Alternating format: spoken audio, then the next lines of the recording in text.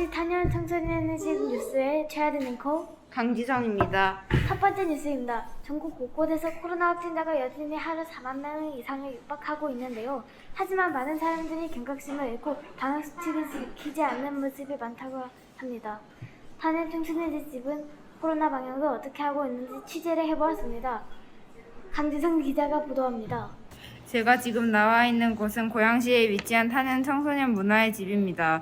이곳은 다양한 청소년 시설을 갖추고 있는 곳으로 많은 청소년들이 애용하는 공간입니다. 탄현 청소년 문화의 집은 방역을 어떻게 하고 있는지 알아보겠습니다. 네, 저희 탄현 청소년 문화의 집에서는 모든 학생이 들어왔을 때 손소독제를 사용해야 하고 그리고 방명록을 꼭 작성하도록 되어 있습니다. 그리고 발열 체크도 수시로 하고 있습니다. 학생들이 잘 협조해주는 편이고 방명록을 작성하지 않은 친구들은 다시 가서 방명록 작성을 하도록 하고 있습니다. 이렇게 문 앞에는 손시정제가 놓여있고 모든 학생들이 마스크를 착용하고 있습니다. 청소년들이 머무는 공간일수록 더욱더 철저한 방역으로 지역사회에 더 이상 코로나가 확산되지 못하도록 우리 모두가 노력해야겠습니다. 이상 강지성 기자였습니다. 현재 코로나가 증가하면서 전국 곳곳에 직원이 없는 무인 가게가 증가하고 있다는데요. 과연 사람들이 양심을 지키며 물건을 결제할지는 의문입니다. 그럼 이 무인 가게들은 그에 대응하여 어떤 식으로 가게를 운영할지 알아보도록 하겠습니다. 장세은 기자가 보도합니다. 장세은 기자. 제가 지금 나와 있는 곳은 고양시에 위치한 일선 위브더 제니스의 상가입니다. 이곳에는 직원 없이 오로지 계산대만 있는 무인 가게를 갖추고 있는 곳으로 많은 사람들이 애용하는 공간입니다. 그럼 이제 이 무인 가게를 어떠한 방식으로 운영하고 있는지 알아보도록 하겠습니다.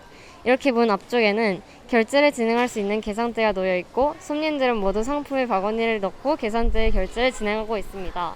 그럼 이 무인 가게를 운영하시는 사장님을 인터뷰해 보겠습니다. 무인 가게에는 장점에는 어떠한 것이 있다고 생각하십니까? 무인 가게는 우선 인건비가 들지 않아서 유지관리비가 적게 든다라는 장점이 있고 또 주기적으로 상품을 이렇게 채워넣기만 하면 돼서 굉장히 편리합니다. 네, 잘 들었습니다. 그러면은 무인 가게의 특징을 이용하여 가게의 물건을 계산하지 않고 가져가거나 훔치는 일은 없나요? 그런 일들이 종종 있긴 한데 이렇게 여러 대의 CCTV가 있고 절도범을 그래서 쉽게 잡을 수 있고 또 깜빡하고 결제를 안 하고 가신 분들은 종이를 붙여서 다음에 오셨을 때 결제하고 갈 수 있도록 하게 하고 있습니다. 네, 이렇게 가게 운영을 잘 하고 있는 모습입니다. 소비자들은 모두 직원이 없는 무인 가게인 만큼 가게의 상품들을 함부로 가져가지 않고 결제를 잘 하는 마음가짐이 필요할 것 같습니다. 이상 장세은 기자였습니다. 네, 감사합니다. 다음 뉴스입니다. 요즘 반려동물을 키우는 친구들이 정말 많아진 것 같습니다. 고양시 친구들은 반려동물에 대해서 어떻게 생각하는지 조사해보았습니다. 임세윤 기자가 보도합니다. 반려동물을 키우는 인구가 1,000만이 넘었다고 합니다. 초등학생을 대상으로 한 설문에서 45%가 반려동물을 키우고 있다고 대답했고 반려동물을 키우지 않는 친구들의 33.3%가 키우고 싶다고 대답했습니다. 그렇다면 어떤 반려동물을 키우고 싶냐는 질문에 강아지가 가장 높게 나타났습니다. 이렇게 키우고 싶지만 키우지 못하는 학생들의 이유를 살펴보면 부모님이 동의하지 않아서가 가장 많았고 배변을 치우는 게 힘들 것 같다는 답변이 두 번째로 많았습니다. 이렇게 많은 학생들이 반려동물을 키우고 있거나 키우고 싶어 하는데 반려동물과 함께 사는 결정을 할 때 유의사항을 살펴보겠습니다. 첫 번째로 새 가족을 맞이한다는 생각으로 내가 이 동물을 끝까지 책임지고 보살필 수 있는지 생각해 보아야 합니다. 두 번째로 동물 입양 시 반드시 가족 구성원 전원의 동의를 얻어야 합니다. 세 번째로 동물을 기를 때 발생하는 비용을 감당할 의지와 능력이 있는지 확인해야 합니다. 네 번째로 동물과 충분히 시간을 보낼 수 있을지 확인해야 합니다. 이 네 가지를 충분히 고려하고 되도록 강아지를 구매하지 않고 안타깝게 유기된 동물을 입양하는 것이 바람직하겠습니다. 이상 임서연 기자였습니다. 네, 반려동물을 키우는 데에는 정말 많은 책임과 노력이 따른다는 것을 잊지 않아야겠네요. 다음 뉴스입니다. 반려동물을 키우는 인구가 늘어나면서 최근 몇 년 사이나 희귀동물이나 야생동물을 애완용으로 선택하는 사람들이 늘고 있다고 합니다. 이 중에는 독을 가진 희귀동물을 키우는 사람들도 있다고 합니다. 한찬민 기자가 보도합니다.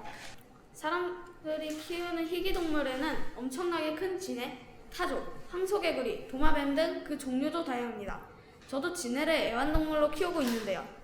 제가 키우는 진해의 이름은 배왕이로 저희 가족의 일원입니다.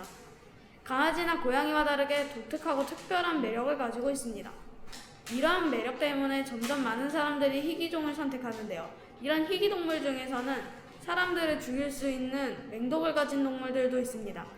설문조사에서 독이 있는 생물을 위험하다고 생각하는 답변이 81%로 가장 많았는데요. 그 외에는 조심하면 괜찮다, 독이 있어서 더 멋있다 등의 답변도 있었습니다.